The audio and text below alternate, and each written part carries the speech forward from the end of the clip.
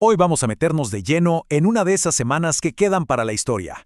Una semana increíblemente volátil en la que los mercados globales pasaron del pánico absoluto a la euforia total, y todo al ritmo de la geopolítica. Para que se hagan una idea, el ambiente era de una tensión que se cortaba con cuchillo. Había un ultimátum de Estados Unidos a Irán con una fecha límite, y eso tenía el comercio y las finanzas mundiales en jaque, con los inversores prácticamente paralizados. Y esta línea de tiempo muestra la montaña rusa que fue esto. El lunes, todos aguantando la respiración. El martes, parálisis total en los mercados. De repente, el miércoles, una explosión de alivio con un rally global. Y para terminar, el viernes, un choque de frente con la dura realidad económica. Bien, arranquemos por el principio. Toda la primera parte de la semana giró en torno a una sola cosa: ese ultimátum contra Irán que vencía el martes por la noche. La posibilidad de una guerra era real y tenía todo el mundo con los nervios de punta. Y cuando digo que los mercados estaban paralizados, es literal. Los volúmenes de operación bajísimos, un reflejo clarísimo de que nadie sabía qué hacer. Los inversores estaban atrapados, esperando a ver si llegaba una solución diplomática a último minuto, o si, por el contrario, estallaba un conflicto de consecuencias, impredecibles. Y si había un lugar donde esta tensión se sentía con más fuerza, era en el mercado de la energía. Ojo a este número: el barril de crudo Brent llegó a superar los $115, un precio crítico que amenazaba con desatar una ola de inflación a nivel mundial. Y aquí es donde entra en juego la palabra que nadie quería escuchar: estanflación. O sea, la peor combinación posible: economía estancada con precios por las nubes. Y los primeros datos ya apuntaban a eso, En Estados Unidos caía el empleo en servicios, mientras los precios que pagaban las empresas se disparaban a niveles que no veíamos desde 2022. Una mezcla explosiva. Pero entonces llegó el miércoles, y todo dio un giro de 180 grados. Se anunció una tregua de 2 semanas, con Pakistán como mediador, y fue como apretar un interruptor. El pánico se convirtió en euforia, así de un momento a otro. La reacción fue una locura, inmediata, explosiva. Pasamos del miedo y la parálisis de las primeras 48 horas a uno de los días de compras más masivas y optimistas que se han visto en mucho tiempo. Los que picaron en punta fueron los mercados europeos. ¿Y por qué? Porque eran los más expuestos a una crisis energética. El Eurostock 50, por ejemplo, tuvo su mejor día en 4 años. Una señal clarísima del tremendo alivio que se sintió en el continente.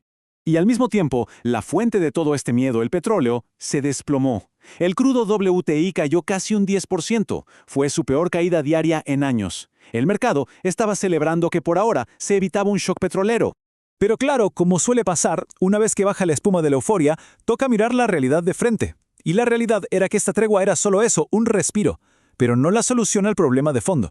Porque una cosa es el acuerdo en el papel y otra lo que pasaba en el estrecho de Hormuz, que seguía siendo una pesadilla logística. El tráfico era mínimo, de unos 20 barcos al día cuando lo normal son 135. Había más de 800 buques varados. Y para colmo, Irán empezó a cobrar peajes en Bitcoin para dejar pasar a los barcos. Un caos. Y aquí es donde la historia se pone interesante. Toda esa euforia del mercado chocó de frente contra una pared de datos económicos. La revisión final del PBI de Estados Unidos mostró que la economía ya venía frenando en seco, creciendo a un anémico 0,5%, incluso antes de la crisis.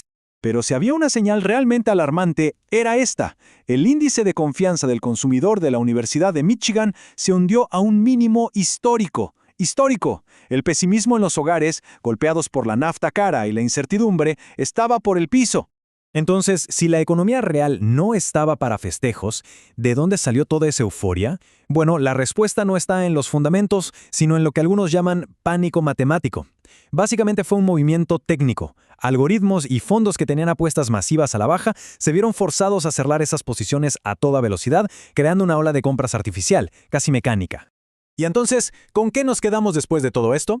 Pues con una calma muy tensa. El desempeño de los mercados contó una historia, y la economía real contó otra completamente distinta. Y esa desconexión es cuanto menos preocupante.